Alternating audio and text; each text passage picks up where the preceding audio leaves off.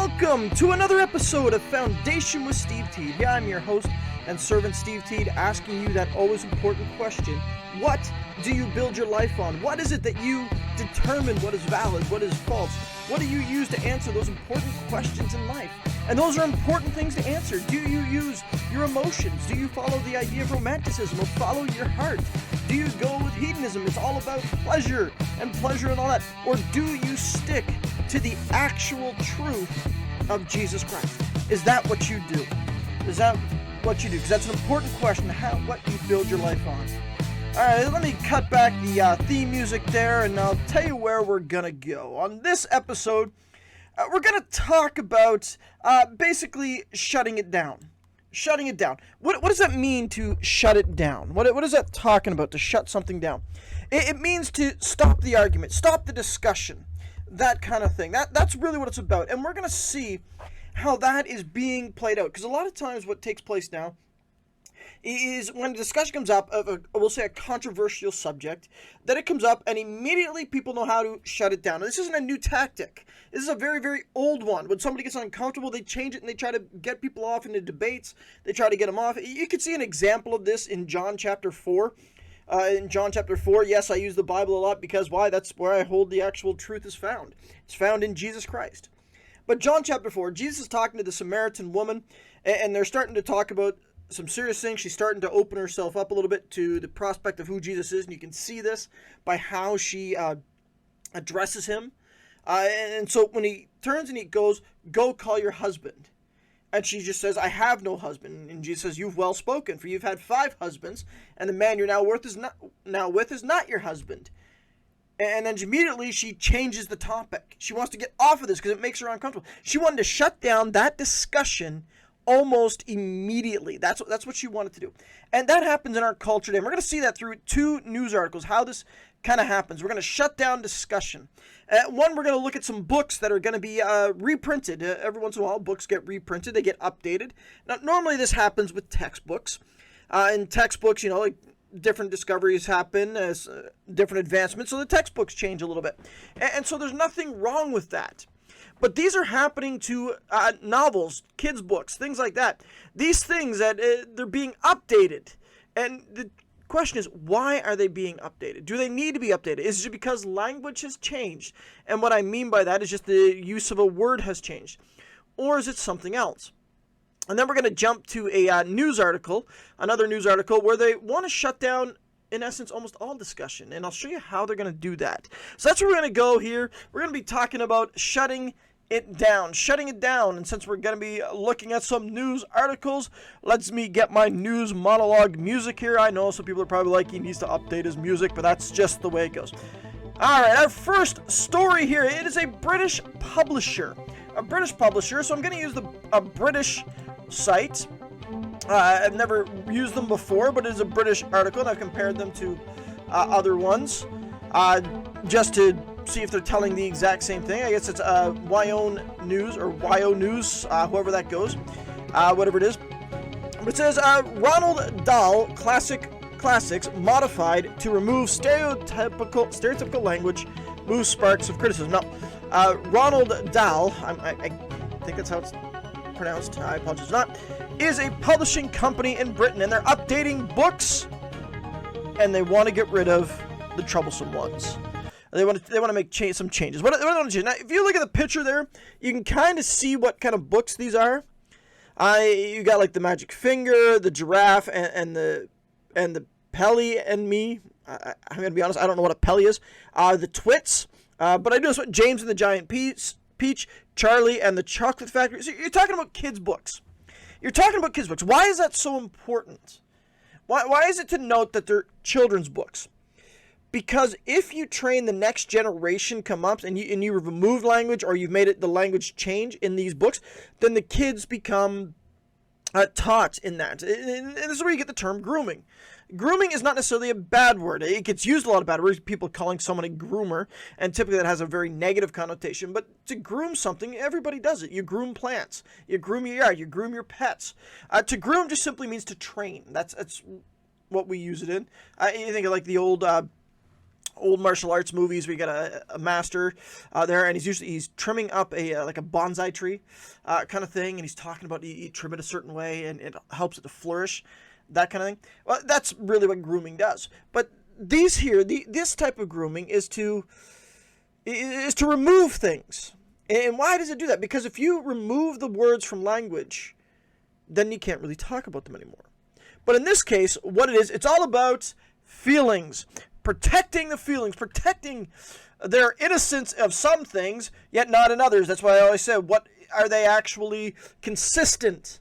Is the world system consistent in its use? Where they're like, we got to protect them from this, but at the same time, we're going to expose them for this and say it's okay for them to be exposed to this. But let's get the story a little bit here. The British publisher of Ronald Dahl's classics children's books is being slammed for censorship by critics after they removed colorful language from classics such as Charlie and the Chocolate Factory and Matilda to make them more in sync with modern readers. A scan through the new editions of Dahl's books now available in bookstores shows that content relating to weight, mental health, gender, and race were modified as reported by Britain's Daily Telegraph newspaper. So what are some of the changes? Augustus Gloop, Charlie's hoggish antagonist in Charlie and the Chocolate Factory, which originally was published in 1964, is no longer enormously fat, just enormous in the new edition. Why? Because you can't body shame. That's what it is. You can't fat shame. We live in a culture that's got the death of shame, and that's a bad thing. Things that people should be ashamed of, they're not. And things that people shouldn't be ashamed of, they're being shamed into silence. And this is a bad thing. And so this idea that being overweight and in Gloop is supposed to be this idea of excess. That's what he's supposed to be. Everything is about excess, and he wants excess. He's no longer allowed to be called enormously fat as a description, just enormous, because apparently that's better. But you see, the problem is that changes how you would view him. It really does. When we talk about enormous, I may think of someone like Shaquille O'Neal. He is enormous. And when I think about some others you think about, I remember watching the movie The Game Plan with Dwayne Johnson. I know some people are like, I don't like that movie. I actually enjoy the movie. I think it's a cute movie. And they make a joke about him being a freakishly large man. And that joke comes up again later. And so when I think enormous, I'm just thinking he's big all over. When you think enormous, he's probably what? 6'7", 6'8"? Now, I know not many people are that big, but 6'7", 6'8", probably 300 pounds. And that can be, for the most part, healthy. It can be, depending on your height. There's a difference between being 5'2", 250 pounds, and being 6'3", 250 pounds. There's a big difference there. And what they're doing is they're changing around, taking out the idea that he was fat. That he's not just big and tall like Shaquille O'Neal. He's overweight. They got to take that out. Then the other one is the word black was omitted from the description of the terrible tractors in 1970's The Fabulous Mr. Fox. Now, I got to admit, I don't know that one. I don't know that story. It says the machines, as per the latest edition, are just murderous, brutal-looking monsters. So because the idea of identifying something by the color of it, they had to get rid of it because the tractors are black. They just happen to be black in nature. And by that I mean black looking, black by color. So obviously that has to do with race. That has to do with it. And it's just saying that all black people are murderous, brutal looking monsters and all black people are evil. And it's not what it's saying. You have to read that into it. The tractor just happened to be the color black, and you're going to see Ronald Dahl is no angel. He's not, but you're going to find out that he wasn't racist against Africans. He was actually anti-Semitic in aspects and things that he wrote. And another article covers that one. But it's the idea of removing these things. And I chose this article from the British one because it specifically gives the answer why. But let's continue on a little bit. Salman Rushdie was among the first to react to this rewriting of Dahl's words. Rushdie was brutally attacked last year at an event in New York State. I really have no idea what that has to do with anything, but okay. Ronald Dahl was no angel, but this is absurd censorship. Puffin Books and Dahl Estates should be ashamed. Then it's just quoting on Suzanne Nozel's original article, and I'm not going to be able to read it because it's like 1 of 13. It says the reason to Dahl's writing, the revisions, to Dahl's writings constitutes the most recent debate over cultural sensitivity. The revisionists say that the idea behind the changes was to protect young people from cultural, ethnic, witch, and gender stereotypes in literature and other forms of media. That's a fascinating thing, isn't it? It's like, we're doing it for the children. We're going to protect them from cultural, ethnic, I have no idea which, and gender stereotypes in literature and the other forms of media. We're going to protect them from it. You can't now have a book with where a mother is a stay-at-home wife. Are they going to go back and redo Snow White? I'm talking about the Disney movie here. If Disney redoes Snow White, are they going to have it so Snow White is no longer staying at home where the dwarfs are and cleaning up around the house? Now it's going to be the exact opposite. It's going to be the 7 dwarfs staying at home, and Snow White's going to be singing hi-ho, hi-ho, off to work she goes. And she's going to go work in the mines, despite the fact that even now in history, it is not women who work in mines. It's mostly men. But that's a gender stereotype. It's this idea that you've got to protect them, you've got to cover it. Now, let's just finish this off here. The Ronald Dahl Story Company that controls the rights to the book said it worked with Puffin Books to re-examine the text because it wanted to ensure that Dash's wonderful stories and characters continue to be enjoyed by all children today.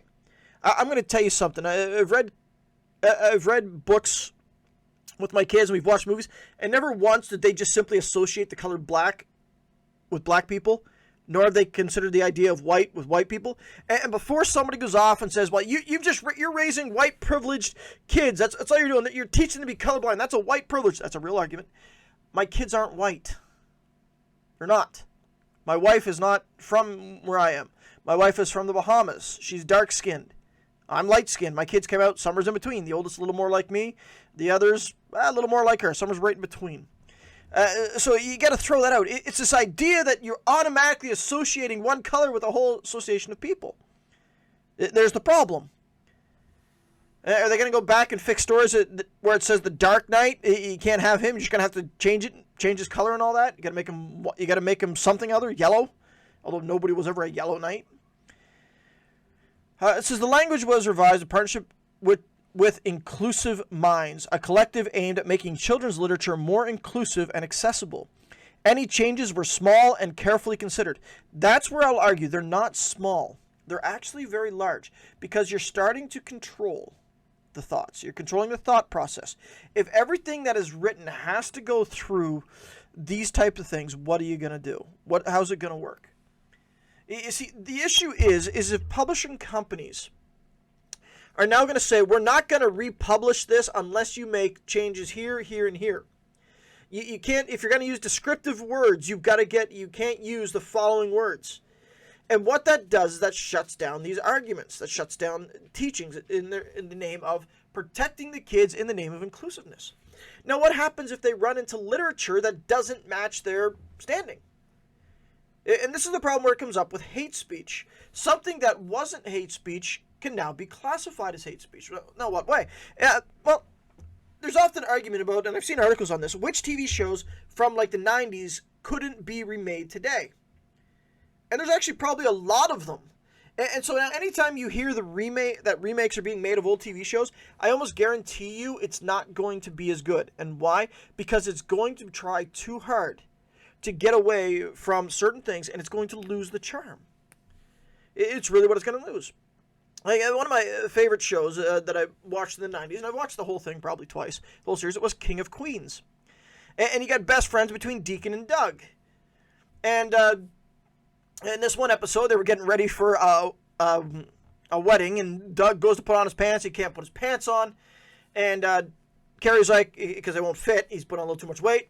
And Carrie said, I told you to try them on like 4 weeks ago. And Doug said, well, it's not going to do me any good now. And then they go downstairs, and Deacon comes to the door. And when Deacon comes in, Carrie makes the the point that, look, Deacon's all nice and dressed. He didn't have a problem with that. See, if you just you'd taken the 4 weeks like I told you, you would have looked like that. And Deacon was wearing a nice suit. Doug's response was, look, I don't care how much time I have. I'm never going to be a 6'2" black man. And he'd be like, oh, you can't say that nowadays. Why? You're like, that's insulting. You can't. You get abused. And I wonder how much is this going to snowball into other things. Now, the critics can complain about these changes. They're and they are. You can read plenty of articles about that, complaining about it, saying, "No, this is akin to censorship," which it is. But the thing is, they can complain as much as they want, but what's going to happen is in a couple of years when they get reprinted again, those changes are still going to be there. They're not going to revert it back. They're not going to change it back. They're going to leave them. And the danger here is not that, hey, we're protecting our kids from being exposed to it. It comes down to what else is going to be affected by this. What else is going to be affected by this? You see, you can try to argue around things, but that's really it's coming down to censorship. We've got to remove these things. And see, they want to remove this idea all in the name of inclusiveness, while at the same time putting materials in classrooms and schools and libraries that are definitely not appropriate with kids. So this is where the issue is. This is why I say they're not on a firm foundation. Where they're upset about a character being called enormously fat, because they are. Well, I mean, just use, I suppose if you want to update the words, just call him obese, I guess. But they get rid of that because that's just not fitting our culture anymore. You can't call anybody that. They want to get rid of the descriptor of the detractors of being the color black. Why? Because that could be construed and misused for people with darker skin. So it's like you're saying that, but it may not at all. And yet they have no problems putting books about gender ideology in the hands of kindergartners. And I'd like to say that you're saying, well, I'm being over-exaggerated. No, this isn't the only spot it happened. I remember even when I was in seminary. And you've probably heard, I imagine, sometime, if you're not, you can look this up, of what's called the wordless gospel. Really what it is just it uses colors to tell the gospel. And you start with the colors.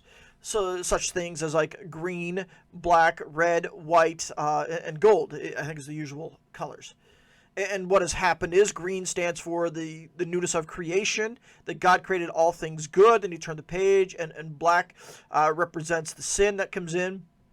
The sin entered into the world, and evil come in, and it's not really supposed to represent the color black, but darkness is what it's supposed to represent. So darkness come in, evil come in, but then God came down as flesh as Jesus, and he shed his blood, the red page. Jesus died for us, and those who put their faith in him, they open to the next page. It's white. Although their sins were scarlet, they can be washed as white as snow. Reference to the scriptures. And then gold, and those who are washed new and made righteous, and now in the light again, they will be in eternity in heaven. And the gold represents the golden street of heaven. But you've got people looking at it. Hold on a second. You use the color black for sin and white for purity. You're racist. And that was in my seminary classes. And then what they do, and they try to do it like with other things. So they tried to change it by using like the jelly beans, and it came down to the fact that it's like, oh no, we'll just use a white jelly bean with black dots on. I'm like, how's that any different? But it's this idea that you automatically associate the color black with dark-skinned people, and you're trying to remove that. And I can understand you don't want a whole group lumped that way, but what you've done now is you've opened the door for complete and utter censorship. And when they do that with some books, and they're doing it with some movies, how long before it continues to spread? And when it can't spread to certain aspects, what do? You'll ban it as hate literature. And I think that's what you're going to continue to see. This is why it continues to grow, and you end up with book burnings that basically happened back in old times where they just want to get rid of them. And so although a small change like this becomes censorship, it does, where you control the thoughts, you control what the next generation sees. And if you control what the next generation sees, well, then you can manipulate and you can change what takes place. That's what the danger actually comes into. All right, let's get to our second story for the day. Here we go. Our second story of the day. This story is coming from the National Post. The National Post. Let me pull this up here. The National Post. It's a commentary piece. And why do I tell you that? Because it's an opinion piece, sorry. Opinion commentary piece. Jamil Javani, no, woke is not a racial slur. Now, you may go, okay, what does woke mean? Now, I've run into that. What does woke mean? What does it mean to be woke? What is it? Now, this article is going to give a pretty good definition of it, and they admit the definition has become so broad that it's used. But what is the purpose behind this? What does he mean? Why is he saying that, no, woke is not a racial slur? And then he's got the subline here. To accept the argument that woke is a racial slur is to assume that black people are synonymous with certain political ideas. Now, I'm going to argue why not, because certain groups are already linked that way. But no, woke is not a racial term. Woke is not restricted to one people by the amount of melanin in their skin. Woke is an ideology. It is. It's an ideology that spreads. But let's look into this. What does this even come about? Okay, former CNN anchor Soled O'Brien has revealed a new page in the woke playbook. Disarm critics by claiming that the word woke is a racial slur. There you go. Shut it down. That's really what's behind it. Shut it down. You can't talk about wokeness. That's being racist. Nobody wants to be called racist. You shut it down. You shut down the arguments. That's what this is all about. It really is. The day after the Super Bowl, O'Brien provided advice to her news media colleagues. So reporters, she tweeted, for many people, woke means black people, or more likely, a racial slur. So maybe do a better job in interviews when people talk about wokeness, okay? Okay. O'Brien provided no evidence to back up her claim, yet her message went viral. It says it's not hard to understand why her advice would be popular. If it becomes socially unacceptable to name and shame woke ideas and people, then it's harder for us to criticize what has become an influential yet ultimately shallow and elitist form of race politics. That's really what it is. And I agree with this author. The second you call it out, that you call it racist, you call it homophobic, you call it transphobic, you call it Islamophobic, what does it do? It shuts down this idea that you are able to criticize and able to actually have a discussion about it. Go back and look at one of, I think it's Bill Maher's rants. And he's just simply asking the questions. And Bill Maher is not conservative by any way, shape, or form. And he was asking the question, what is happening here that so many are suddenly calling out to be transgender and that homosexuality is suddenly such on a rise? And he just asking questions, he was automatically called homophobic. So you don't want that label. You're called racist if you don't agree with everything. And let me correct that. You're called racist if you're not actively seeking to tear down the current status. You're not seeking to tear down the current system. You're called racist. That's why you hear a statement like it's not enough to not be racist, you have to be anti-racist. That's what it means. You got to be actively seeking to tear down a system. That's what it is. It's designed, it's an article, this argument is designed to shut down any discussion, any criticism of this.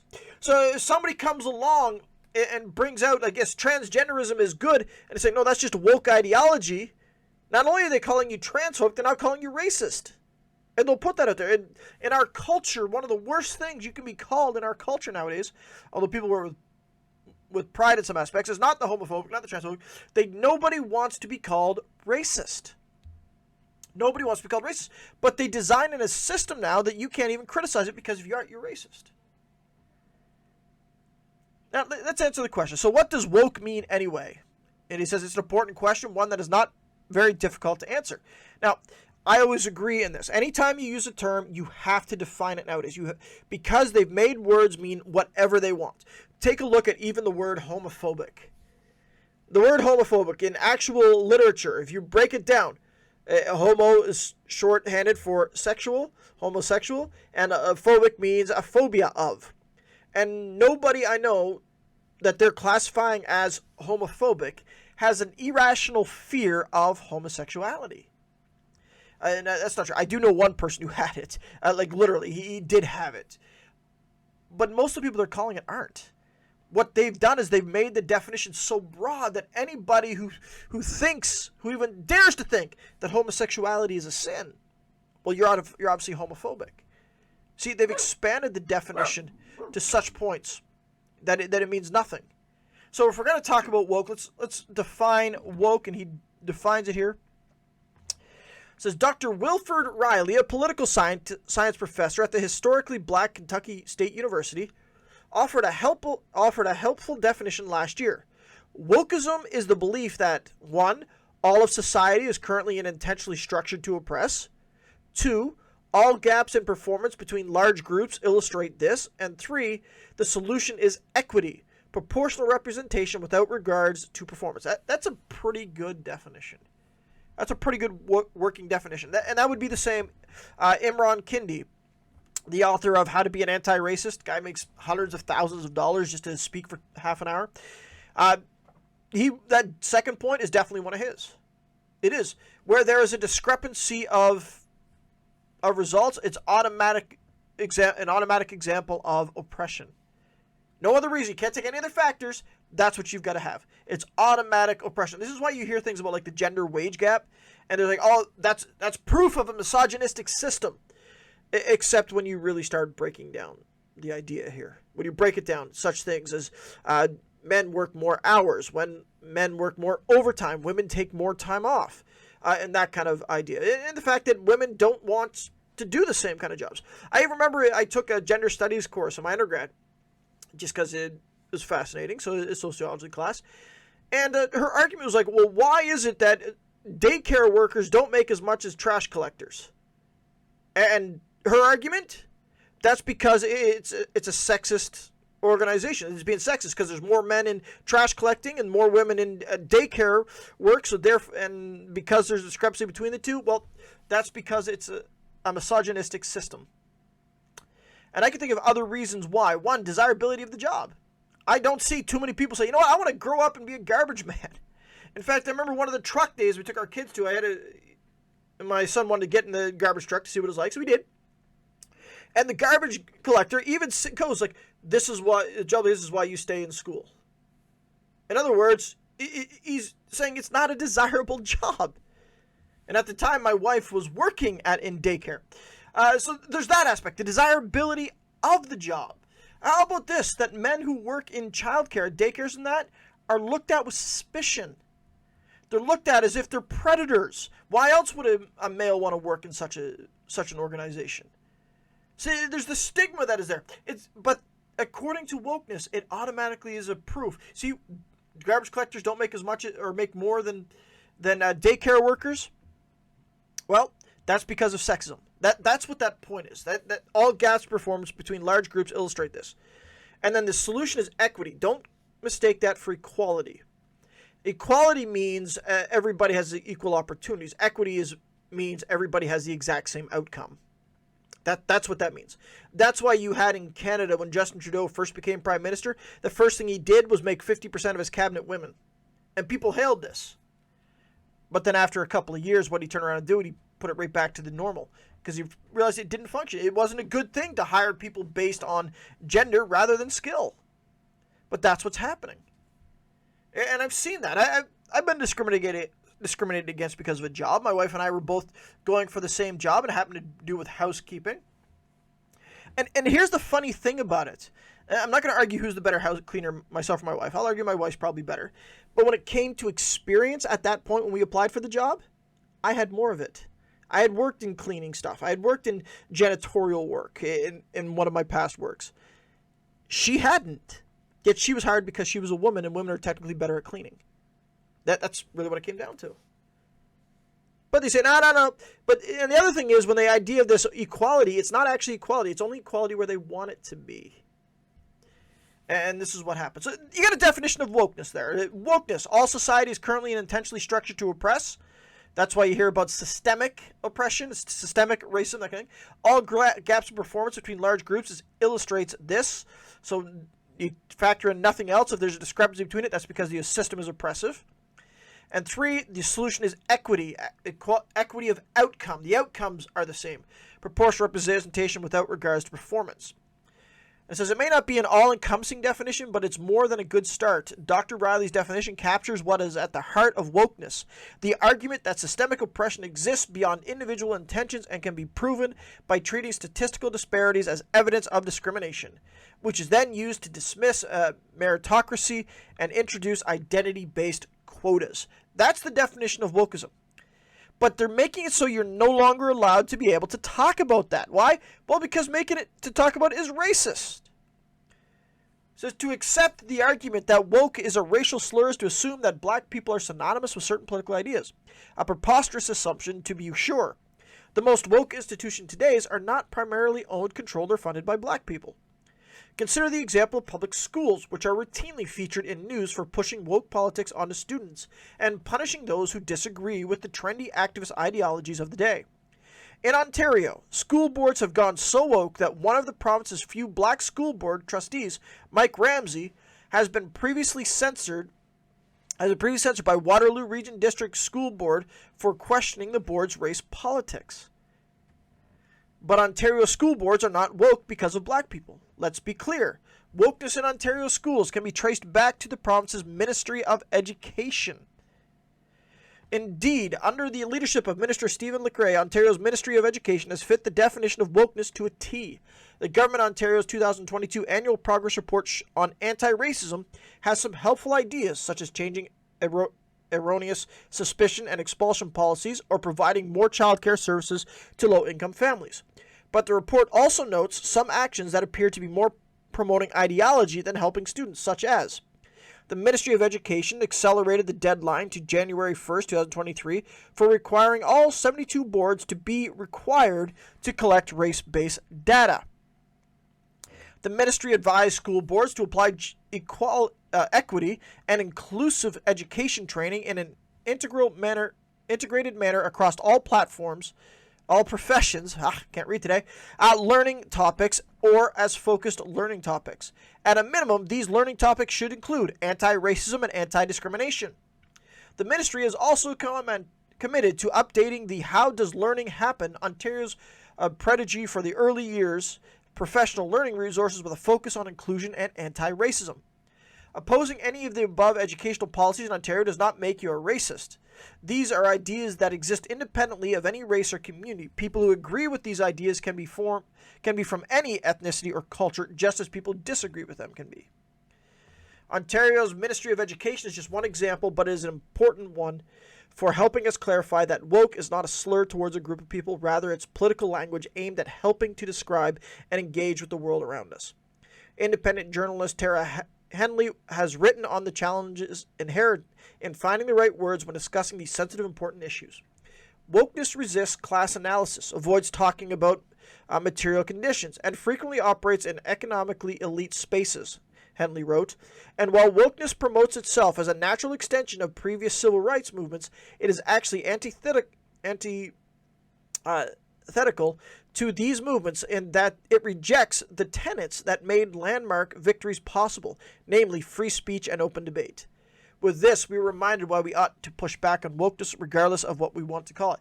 But the idea there is to shut down the discussion, shut down the debate, shut it down. That's what you're seeing in our culture. This is why labels are so, we'll say, powerful and so important. When you label something, you automatically group it all together. So that's like saying I am for the definition of marriage, the biblical definition of marriage between a man and a woman.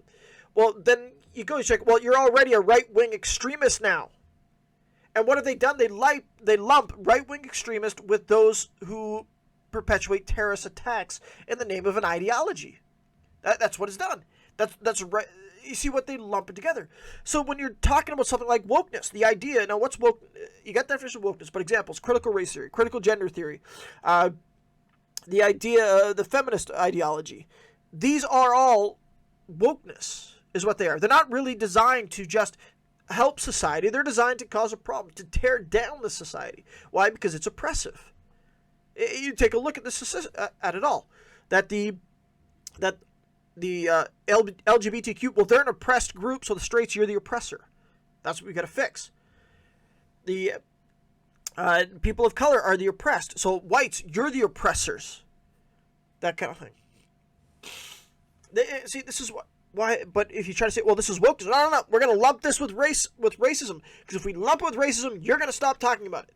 That's what we're going to do. We're going to lump it with that, and that's the goal, to lump it together with something else, to attach it to something, because it'll shut down debate, it'll shut down discussion, and you can't say anything about it lest you be labeled this. That's the goal. That's the goal, is to shut down the discussion before it ever begins. That's how it's been happening. That's what you got to be watching out for. And that's what we got to be on guard for. That's why it's important to have these discussions. And if you notice in both of those articles, where are the attacks happening? On the children. This is why I said it's very important that the parents be integrated into the life of the children. That doesn't just mean take care of them on the weekends. I'm talking about being in the school system, being what is being taught, understanding what's being taught, looking at it, studying it, being familiar with it. Don't just trust that the educational system has the best interest of your family in mind. It doesn't. Our educational systems now are no longer about teaching academics, it's about teaching ideologies. And that's where the ideology should have been in the hands of the parents to begin with, not into the hands of the schools. Yet we have left it there for far too long. And I think we're in a danger trying to catch up. That's what we have to watch. They want to shut it down. Let's open the door and keep it going. All right, let's take a break there. As always, if you have anything you hear on the show, on the episode, you want to talk, you can write in the comments on YouTube if you're a visual listener, or you can write to me at pastorstevent@gmail.com. I'd love to hear from you. Come on back after the break, as we're going to continue to help us to build on the solid foundation. How do we deal with all these things? Come on back. Oh, man, I'm bored. Can't hope. I just want to find a good movie to watch. What about you? Yeah, there's plenty of TV, but yeah, I want something a little better. Go with a movie. Yeah, I know, but I really kind of want more family-friendly films. I know there's Netflix, I know there's Disney, but you know, their ratings are messed up. Yeah, we've got plenty of streaming services, you got them there, but the ratings aren't good. What they say is PG. Really, I wouldn't let my kids watch. I can't find a movie now without swearing in it. That's not on Netflix. Even when it's G, it's got a woke agenda to it. Yeah, I can't even trust what they say is G or PG anymore without language. You know, I heard that there was a Christian streaming service out there. Really? It's been around for a while. Why haven't I heard of it? Yeah, it's called pureflix.com. Like Netflix, but Christian films. Pureflix, huh? Well, what do they got on there? Every show on there, there's Christian films. You got shows like The Encounter, God's Not Dead is on there. You've got Sue Thomas FBI, you got series there. You even got stuff for the kids, like Hermie the Common Caterpillar, the old shows, McGee and Me, VeggieTales. It's all available on there on Pureflix. What can I watch it on? Well, that's the beauty of it. You can watch it on a lot of devices. You can watch it on using the Xbox by getting the app on. You can get it through iPads or your phone, or even a Roku TV. It's all available there. That sounds great. Let's go check out Pureflix and enjoy good, wholesome entertainment tonight. Pureflix.com. You can have a monthly subscription. You can have a yearly subscription. You can try it out now. I encourage it for the whole family. If you're tired of Netflix and Disney putting their agendas in their latest films, go back and watch wholesome entertainment. Pureflix.com. Available even now, anywhere in Canada and the United States. All right, welcome back after our break. Just a chance to unwind there a little bit, a chance to refocus as we're continuing on our time today on Shut It Down. Shut it down. And we're going to look at one of those other phrases that is used to just shut down discussion. It's used to shut down criticism. It's used to shut it all down. And what could that be? Well, that's not very loving. That's not very loving. Let's cut the music and we'll see where we're going here. All right. As I said, we're looking at that phrase, that's not very loving. And it is one that's used to shut things down. Now, this one could be used in pretty much any circles, but I find it's used a lot, especially against Christians and by Christians. It says, and you find in churches where the aspect of everything is like, you got to love your neighbor. And that is true. But I want to unpack, what does that actually mean? That's what we're going to do here in the second half. We're going to unpack the first and second greatest commandment in a way that I haven't really done before. And the reason I want to do it is because, as I said, people say, you come up with this, you say this, well, that's not very loving. There are times that people are like that, where it's not very loving. You come up and you say, it's like, that is absolutely horrendous. You should never have your hair that way, yada, yada, yada. That's not very loving. And I've had one of those before. I remember we had a service before. It was an anniversary service, and it was a pretty big one. The building was full, and a person had come with their wife, and they had to leave early because they had another commitment, which it was fine. The service was a little bit longer. You know, it's one of those special times. And I get a message about a day or two later talking about how horrible I was, how horrible my wife was. It had to do with the fact that my wife has a tattoo on her arm. It's like, that's such a disgrace and all this. And they were so angry and everything that they left because of this, despite the fact that wasn't the case. That's just what she said. And I would say that wasn't very loving. That wasn't very loving. The kind of thing. And so there are times when people aren't very loving, but normally, as I said, it's used to shut down debate. It's used to shut down people talking. It's usually deemed to shut down anytime somebody speaks out against a sin that is prevalent in people, be it calling out somebody saying living together before marriage is not right, having relations before marriage is not right, shut down any debate on abortion, saying abortion is right. Well, you're not being very loving. Shut down and saying homosexuality is a sin. You're not very, very loving. Jesus told us to love our neighbors. Jesus is love. You got to show that love to your neighbor. That's what we're going to unpack here. So if we're going to unpack that, we're going to go to where the actual case starts. We're going to go right to the scriptures. We're going to go to Matthew 22. Matthew 22. And I'm not going to go through the whole section here, but it's really the question. So it comes up. It says, a man comes up. It says, "Teacher, which is the greatest commandment in the law?" Jesus said to him, "You shall love the Lord your God with all your soul, with all your mind." It's like, this is the first and greatest commandment. And the second is like it. You shall love your neighbor as yourself. On these two commandments hang all the law and the prophets. He said right there, love your neighbor. We've got to be loving to our neighbor. So one of the other ones that I like is in the account. The man says, wanting to justify himself, he asks the question, well, who then is my neighbor? It's a good question to ask.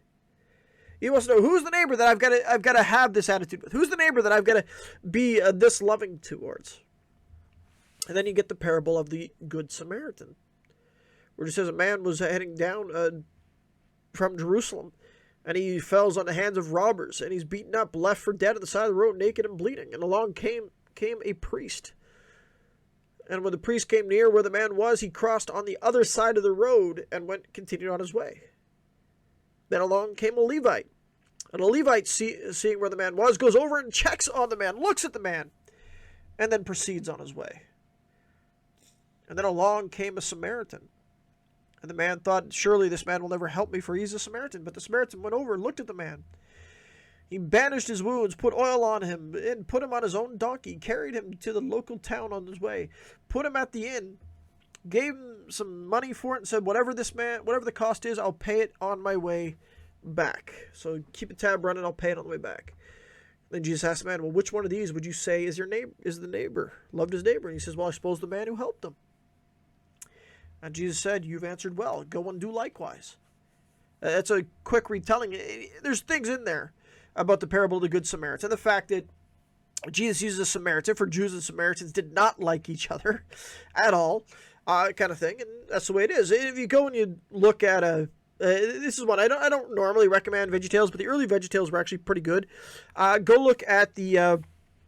You can find it on places. The VeggieTale episode, Are You My Neighbor? The Tale of Flibber Lou.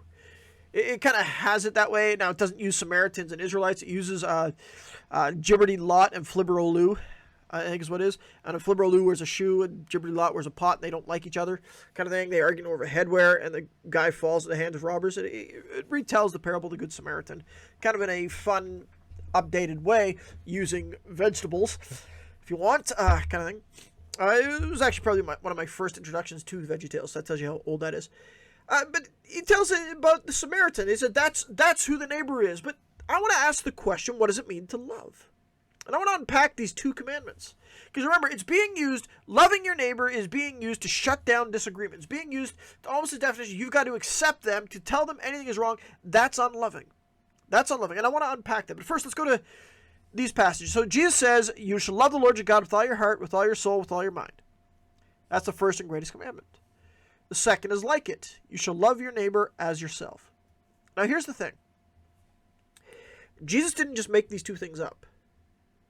He was actually quoting from the law of Moses. He was quoting the Old Testament. You shall love the Lord your God with all your heart, with all your soul, with all your mind. That comes from one place. That comes from Deuteronomy 6. Now, this is called the Shema. You say, why is it called the Shema? Because the first word here is Shema. Shema Yisrael. Adohainu is what it is. Shema Yisrael. Adonai Eloheinu Adonai Ahad. The Lord your God is, hear, O Israel, the Lord your God, the Lord is one. It's the Shema, and it goes through it. So hear, O Israel, the Lord your God, the Lord is one.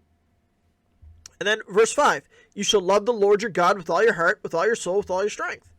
So this is what Jesus is quoting. Jesus is quoting that one. That's what he says. He comes. So the first and greatest commandment is about loving the Lord your God. And I think that's always important to understand. Always. Because when I have taught on the first and greatest commandment, I ask the question, what is the greatest commandment? Now, I'm not asking that facetiously. And I'm not asking that because that's the question that the man came and asked Jesus. I'm asking that because as Christians today, what is the first commandment that we actually obey? What is the one that we put preeminent? And I think what has happened is we have over-allowed the idea of loving our neighbor is greater than loving the Lord our God. We would rather create an offense against God than we would create an offense against our neighbor. I believe that's what would actually happen.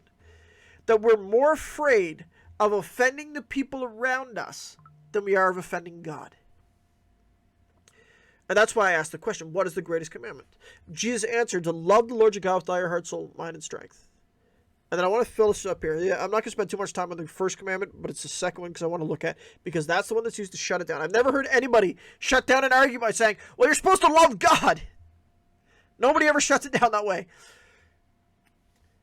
It says, these words which I command you today shall be in your heart.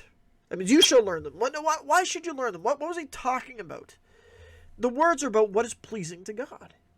That's what Moses is writing about. He's about what does it look like to please God? What does it look like to be glorifying Him? What does it look like to worship Him correctly? That's what he was talking about. He says, these words, this, how to please God, you should be written in your heart. It should be center of all you are. That your desire shall be to please, to bring glory to worship the one who has made you and redeemed you. That's what he's talking about. So not only that, you shall teach them diligently to your children. That's an important detail. I think a lot of times, this is where churches fail a lot. And by the church, I'm using the, not just the local church, I'm talking about the church bodies, the people of the church, the parents of the church. This is where we fail. It says, you shall teach them diligently to your children. He's not talking just to the Levites here. He's not talking just to the judges, those who are to oversee the worship at the tabernacle. He's talking to the individual people, the parents, the fathers, saying, you shall teach them to your children. You should. And it starts in the home. One of the greatest problems that has happened in our culture as we have regulated the education of our children, not just academically, but morally, philosophically, ideology, we have regulated that to the government system. And we have missed the place where it was our job to teach them. And so how do you teach them? I'm not talking about sitting down and just study. We're not talking about just writing quizzes. I'm not talking just about homeschooling here. Now, I do think if you're able to homeschool, I encourage you to do that. But I'm not saying that, I'm not here at this point advocating for homeschooling. What does it look like to teach your children? You shall talk of them when you sit in your house, when you walk by the way, when you lie down, when you rise up. In other words, you should be teaching your children by the life that you live. How you interact with one another. How you interact with the people that you meet in your journeys. How your kids, should see everything about your love for God in every aspect that you do. How you treat your spouse. How you handle when hardship comes. How you travel, how you drive. How you handle when the waiter gets your order wrong at a restaurant. Your children should constantly be seeing the love of God displayed in how you interact with people. That's how you should do it. And you go, well, that's rough. How am I supposed to remember this? You don't know the culture that I'm in. Look, we're all in this same culture. To quote Red Green here, we're all in this together, and I'm pulling for you. Well, I mean, we're in the same thing. We are. And it should be taught to our children. That's what should be happening.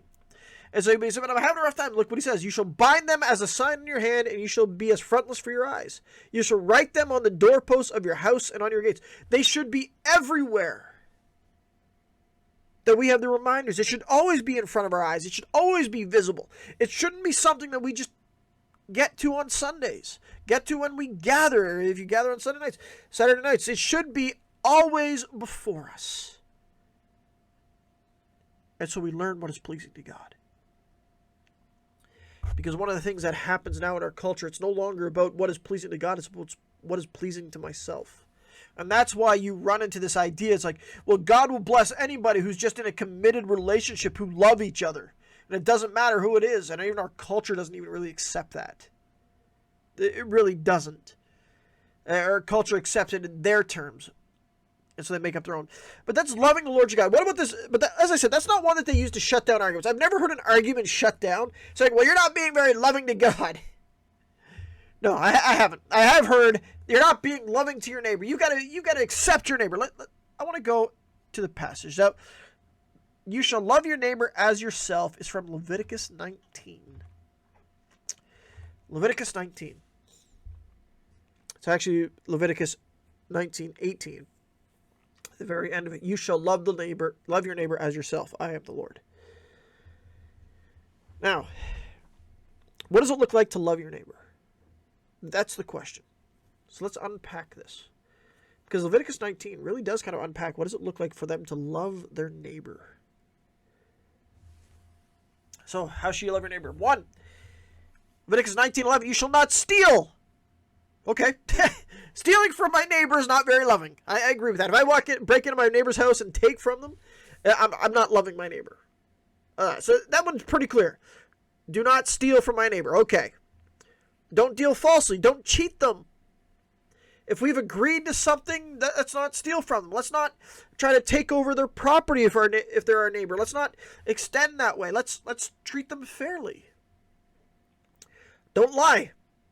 It's not very loving to lie to people. It's not. So you get those. Those are pretty easy. Don't steal. Don't cheat them. Don't lie to them. Okay? Because we admit, lying to somebody is not showing love. Cheating them is not showing love. Stealing from them is not showing love. The Lord says, you shall not swear by my name falsely. You shall not profane the name of the Lord your God. I am the Lord.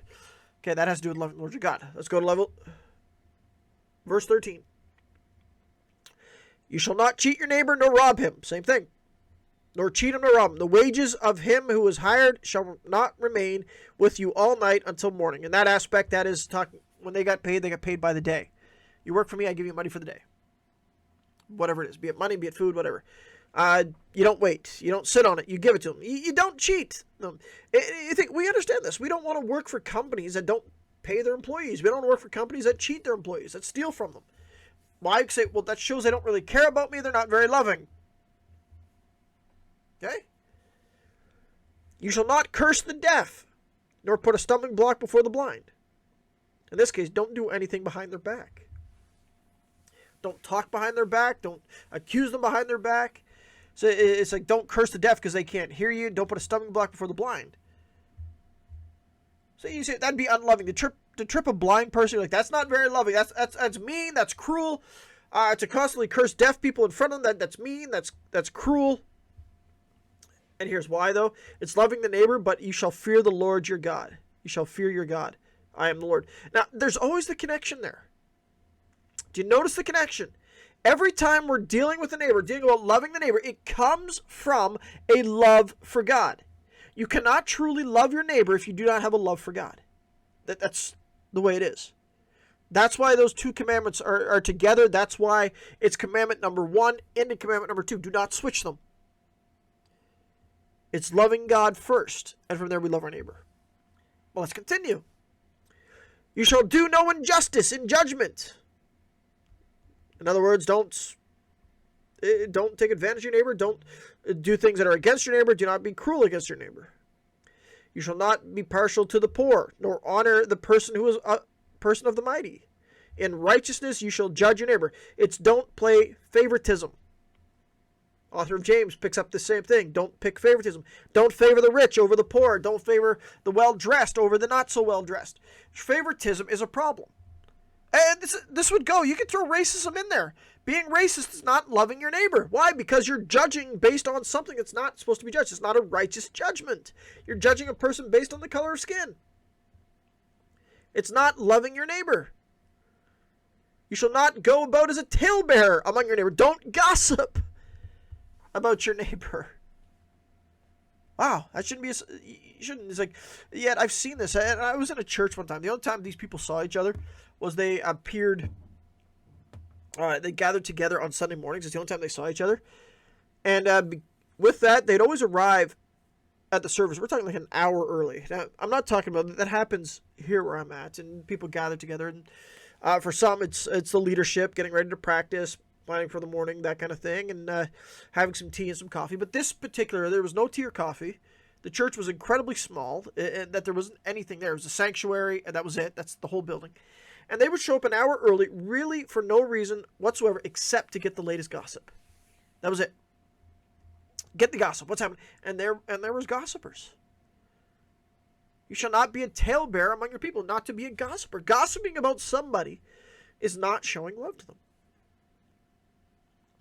And so it's, for so far, I think we're all right. We agree with all these things. Excuse me. We agree with all this. That's not very loving. It's not loving to pass bad judgment. It's not loving to steal. It's not loving to rob. It's not loving to gossip. We're okay with that. So nor shall you take a stand against the life of your neighbor. In other words, in their culture, do not seek to destroy your neighbor's life, kind of thing. We'll put it that way. And then again, notice it's tied again. I am the Lord. It's tied up with who God is. It's tied up with loving the Lord our God. You shall not hate your brother in your heart. That makes sense. I can't love somebody I hate. I can't love somebody I hate. I can't. You can't love somebody you hate. So you look at this and you say, well, this is so far so good. I don't see the problem here. It's this next part that I think people run into. It's the next part that people reject.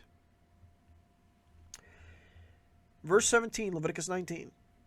You shall surely rebuke your neighbor and not bear sin because of him. You shall rebuke your neighbor. The discussion that is often wanting to shut down, saying you're not being very loving. Now, they may not say you're not being very loving. They'll say you're being judgmental. Is when it comes to sin. When it comes to sin. And the funny part is, I can't find anywhere in the scripture where it says that loving somebody means accepting sin. Accepting what God calls sin. In fact, in 1 Corinthians 13, when it talks about love, it says love does not rejoice in iniquity. Now, we probably want to think about, we don't rejoice when somebody does one of these evil things. We don't rejoice when somebody steals. No. Iniquity is sin against God. Why would I rejoice when somebody is sinning against God? If I rejoice when somebody is sinning against God, I have to ask, am I truly loving God? That's the question. This comes back when people ask, like, well, should I attend a homosexual wedding? I've never told somebody to attend a homosexual wedding or a reception. Because what is it doing? It's rejoicing in iniquity. It's rejoicing in the sin. And even though people want to say, well, you're being judgmental. No, I'm not. God has already made the classification. I'm not telling the law. I'm not making the law. I'm just telling you what God has already said. And why? Because as much as I love you, I love God more. I love the one who's redeemed me. I love the one who saved me even more. And it's loving here to rebuke your neighbor. Notice all these other ones. You shall not. You shall not. You shall not. You shall not. You shall not hate your brother, and you shall rebuke them. Not just you will. You shall surely rebuke them. You shall point out sin. It is loving to point out sin. It is loving to lovingly rebuke the wicked. You say, how can that be? You're making them feel bad. Making somebody feel bad is not being unloving, unless you're doing it with with unloving purposes. There are people that, believe it or not, actually enjoy making people upset, that enjoy getting people angry. That's not what this is about. This is about rebuking them so that they will turn to Christ. Making somebody sorrowful isn't necessarily wrong. In fact, the Apostle Paul talks about it as like, I'm not sorry that I made you upset, for godly sorrow brings about repentance. That's what it's supposed to be. You notice the argument is like, you're being unloving. It's not. It is loving to tell somebody lovingly that they are in danger, that they're in sin. It says, you shall surely rebuke your neighbor and not bear sin because of him. That is an aspect that I think people don't want. It's because we know the consequence of that sin. It wouldn't be unloving to tell somebody who's heading towards destruction that they should turn off that path. The problem is people don't want that idea. They've redefined love to means you've got to accept all things. You've got to be encouraging of all things. That's not loving. To encourage somebody in a life that is destructive and a life that will ultimately lead to eternity separated from God, that is not loving. Loving is to rebuke them, to say, no, this is sin. This is sin. When you look at the prophet Jonah, Jonah was sent to go to Nineveh. That's what is the capital of the Assyrians. And Jonah didn't want to go. You ever break down why Jonah doesn't want to go? The reason he doesn't want to go is because he admits that he knew that there was a chance that they would repent. That's why he didn't want to go. And he said, was Jonah loving towards the Ninevites? No, he wasn't. No, he wasn't. He said, well, he's doing it because he wanted judgment to fall on them. When we refuse to tell people about the reality of sin and that it is sinful, we might as well say, I want you to fall under the wrath of God. You see, loving your neighbor, yes, the Good Samaritan is a great example of loving the neighbor. But the point of the Good Samaritan was not to show what love looks like, but it was rather to say, well, who is the one that I should be showing my love to? That's what the question was answering. And it was anybody who's around me. Anybody who's in need. And the greatest need that people have is not to be accepted in sin. The greatest need that people have is the need to find grace and to find salvation in Jesus Christ. It is the only one that satisfies. It's the only one that will actually bring true contentment. That is what it is. You see, the argument that says, it's like, you're just being unloving, it's designed to shut down arguments. That's what it's designed to be. It's designed to shut it off. I don't want to listen to you because you're hateful, you're bitter, you're whatever. And that phrase forms in many ways. It forms in Christian circles by saying you're just being a Pharisee. You're just being that unloving. That's often how it comes up. But it is not unloving to point out sin. To rebuke the neighbor is actually a loving thing to do. I do want to... The scriptures give a warning too. It says, let all your conversation be seasoned with grace. That is all your conversations. You can't just go and say, hey, you're going to hell. That's horrible. I had a gentleman one time who lived across the street from the church I was pastoring. And I went in and I ended up with a conversation with him one time. And I did ask him, so can I ask a question here? He's like, why don't you attend? And he told me because one of the previous pastors just saw him out getting the mail one time, came right down and just said, you're going to hell. And that was it. He said he was never going back. And I built a relationship with him for the chance to introduce him to Christ. And so there is a difference. Just you got to have the season with grace. There is the other places call it tactfulness. I'm not always tactful, I guarantee. I'm pretty straightforward a lot of times. Sometimes I can be very tactful. But it's to speak in love. To love our neighbor is not to say, hey, everything is fine. It's to say, you know what? This isn't right. This is what God desires. This is what he wants. This is what is pleasing to him. That's what you have to understand. And as I said, when they're coming out with these arguments saying, well, that's not very, it's not designed to engage in a conversation. It's not designed to get to the truth. It's designed to shut it down. It's designed to shut down the argument. It's designed to shut down the discussion. It's because saying, I really don't want it. And this is what you're seeing in our culture. and this is what you're seeing influence in everything, that they really just want to shut it down so that nobody can say anything that makes them upset. I think it's Vodi Bakum who says we've got people operate on this 11th commandment. You shall be nice. Thou shalt be nice. It's not the way it works. It's nice to not tell people about sin, but it's not loving. We're to love the Lord our God with all our heart, soul, strength, and mind. And we're to love our neighbor as ourselves. And what does that look like? Well, that's where Leviticus 19 comes in. It unpacks a little bit of what it looks like to love our neighbor. And right before that, it says, you shall surely rebuke your neighbor and not bear sin. It's not just rebuking because it's saying, hey, those clothes are horrible. It's not about, hey, you're not allowed to put a tree there. It's all about love and pointing them towards Christ. That is loving our neighbor. And calling out sin, oftentimes when it's done with grace, is the most loving thing that we can actually do. Because when Jonah pointed out the sin of Nineveh, they went, we've been wicked. Let's turn. Let's repent. And that's what the desire actually is. And when we do that, not only are we loving our neighbor by spreading the gospel, we are showing our love to Christ in all things.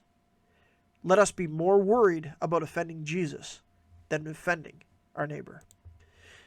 All right, let's stop there for the day. As always, if there are any questions or comments, you can write to me. You can send a message through YouTube.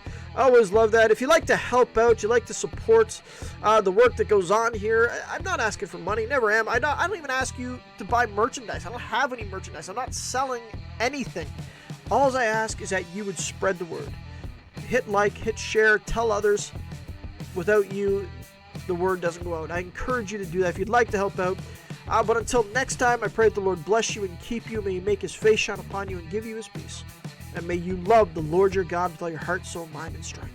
And build your life on the solid foundation of Jesus Christ.